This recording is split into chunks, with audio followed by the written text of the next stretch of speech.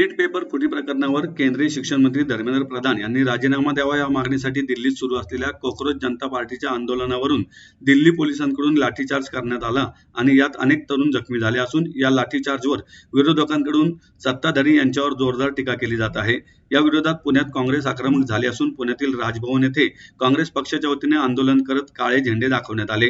देशातील विद्यार्थी आपल्या न्याय हक्कासाठी दिल्लीतील जंतर मंतर येथे शांततेच्या मार्गाने आंदोलन करत असताना मोदी सरकारने या विद्यार्थ्यांवर हिंसक हल्ला चढवला।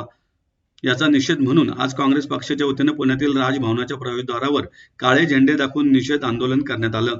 यावेळी आंदोलकांच्या वतीने जोरदार आंदोलन करत सरकार विरोधात घोषणाबाजी करण्यात आली। आंदोलनात काँग्रेस पक्षाच्या पुणे पश्चिम शहराध्यक्षा श्रीमती दीप्ती चौधरी, नेताताई राजपूत, अविनाश साळवे, रफिकभाई शेख, अविनाश बागवे, महबूबभाई नदाब, मोहसिनभाई शेख, लताताई राजगुरू, भाऊसाहेब आजबे, प्रियांका रणपिसे, विठ्ठल गायकवाड, हर्षल हांडे यांच्यासह सर्व पदाधिकारी व कार्यकर्ते, पुणेकर नागरिक मोठ्या संख्येने सहभागी झाले होते। यावेळी बोलताना पुणे शहर जिल्हा काँग्रेस कमिटी पूर्व विभागाचे अध्यक्ष प्रशांत जगताप म्हणाले की सरकार भ्रष्टाचार मुक्त सरकार आहे असे पंतप्रधान नरेंद्र मोदी म्हणतात, परंतु त्यांच्या कारकिर्दीमध्ये पेपरफुटी, राम मंदिरातील दानपेटीतून 1400 कोटी रुपये चोरीला जाणे हे या सरकारचे अपयश आहे।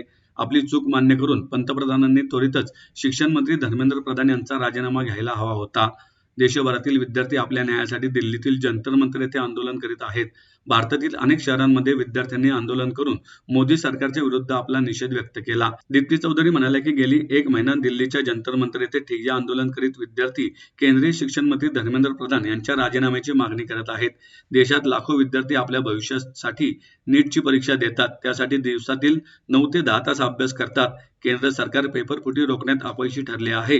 या नीट फुटीच्या प्रकरणामध्ये अनेक कोचिंग क्लासेसचे व महाविद्यालयांचे प्राध्यापक यांनी एक साखळी तयार करून पैशाच्या लोभापोटी विकले गेले। पेपर फुटीमुळे अनेक विद्यार्थ्यांनी आत्महत्या करून आपले जीव गमावले।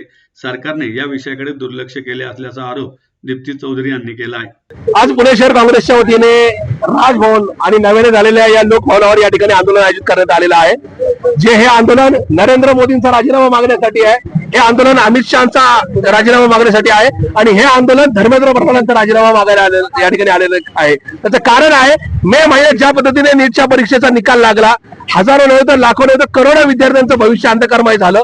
त्याच्यानंतर सातत्याने विद्यार्थी आणि त्यांचे पालक रस्त्यावर उतरत आहेत। मध्य काळामध्ये शेकडो विद्यार्थ्यांनी आत्महत्या केल्या, तरी सुद्धा नरेंद्र मोदी सरकारला ज्यांची चूक आहे त्या धर्मेंद्र प्रधानांचा राजीनामा घेऊशी वाटला नाही। आणि या सगळ्या संदर्भामध्ये ज्या जंतर मंतरवर हे आंदोलन पोहोचलं, त्यावेळेस मात्र ज्या विद्यार्थ्यांनी याच्यामध्ये प्रक्रियेमध्ये भाग घेतला होता, ज्या विद्यार्थ्यांना न्यायाची अपेक्षा होती, त्यांच्यावर अमानुषपणाने हल्ला करण्यात आलेला आहे। या हल्ल्याच्या संदर्भामध्ये काँग्रेस पक्ष या सगळ्या गोष्टीचा निषेध व्यक्त करतो।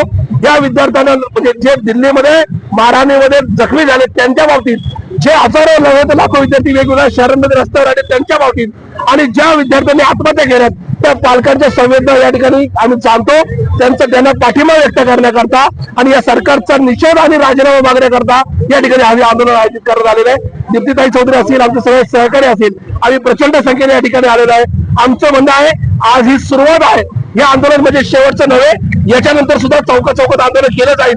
या शहरामध्ये ज्यावेळेस मुख्यमंत्री आणि मंत्री येतील त्यांचे राजीनामे मागण्याकरता त्यांच्या गाड्या अडवल्या जातील, हा सरकारला मी इशारा या ठिकाणी देऊ इच्छितो। आपण पाहतोय असेल या सगळ्या ठिकाणी राहण्याचा म्हणजे जगातल्या तब्बल 54 ते 56 देशामध्ये काल आंदोलन झालंय। याचाच अर्थ क्लिअर आहे की या मोदी सरकारचा खरा चेहरा जगभरात पोहोचलाय, त्याच्यामुळे त्यांना धर्मेंद्र प्रधानांचा राजीनामा घ्यावाच लागेल। काल या ठिकाणी खूप मोठ्या प्रमाणावर गेले अनेक दिवस खरं तर जंतर मंतरवर आंदोलन चालू आहे आणि काल राहुल गांधी सुद्धा त्या ठिकाणी जाऊन त्यांनी या आंदोलनाला पाठिंबा दिला, परंतु केंद्र सरकारने क्रूरपणाचे सर्व सीमा ओलांडल्या आणि अगदी छोटे छोटे जे मुलं आहेत, आपल्यातलीच जे मुलं आहेत त्याच्यावर लाठी हल्ला केला।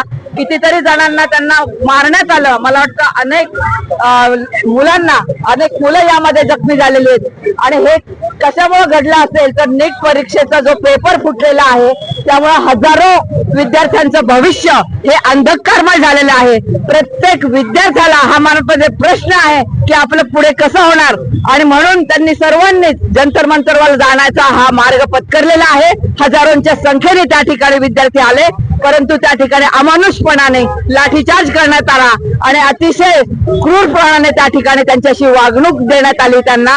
याचा आम्ही या ठिकाणी निषेध व्यक्त करतो आणि संपूर्ण जी तरुणाई त्या ठिकाणी जमलेली आहे त्यांना पाठिंबा या निमित्त आम्ही व्यक्त करतो. आणि माझं तरुणाईला आवाहन आहे की तुम्ही त्यांना आपले जे पीएम आहेत मोदी साहेब त्यांना अनफॉलो करा. तरुणांच्या कारण अहंकार हा खूप शिगेला पोहोचलेला आहे आणि अहंकार तोडायचा असेल आपल्या पंतप्रधानांचा तर त्यांना अनफॉलो करा. आणि खूप त्यांना ज्याचं खूप मस्ती आलेली आहे ती मस्ती जिरवण्यासाठी तरुणाईला माझं आवाहन आहे तुम्ही अनफॉलो करा.